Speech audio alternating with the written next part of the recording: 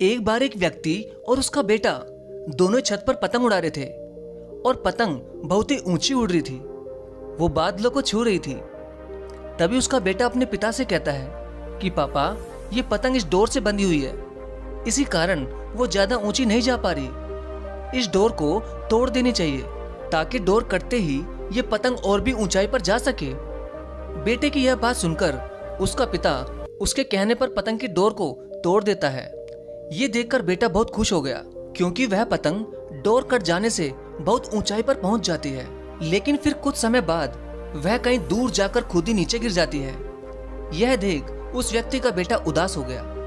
फिर उसके पापा उससे कहते हैं कि बेटा, अक्सर हमें लगता है कि हम जिस ऊंचाइयों पर हैं उस ऊंचाइयों से और भी ऊपर जाने से कुछ चीजें हमें रोक रही हैं, जैसे हमारा अनुशासन, रिश्ते, माता पिता और परिवार।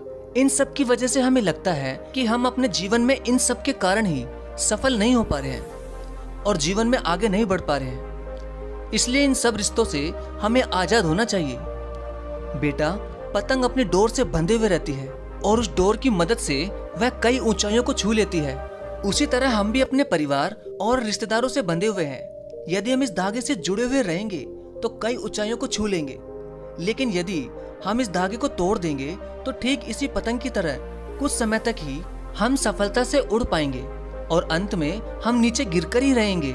जैसे ये पतंग जब तक ही नई ऊंचाइयों को हासिल करेगी, जब तक ये अपनी डोर से बंधी है, लेकिन जैसे ही डोर कटी, जल्द ही पतंग नीचे गिर जाएगी। इसलिए हमें अपने जीवन में रिश्तों की डोर से हमेशा बंधे रहना चाहिए, जिससे कि हम अपने जीवन में नई ऊंचाइयां हमेशा हासिल करते रहें। वाकई में दोस्तों, हमारे जीवन में हमें अपने माता पिता बहुत काम करने से रोकते हैं कि तुम ये नहीं करोगे, तुम वहां नहीं जाओगे, तुम्हें यही करना पड़ेगा, वगैरह वगैरह।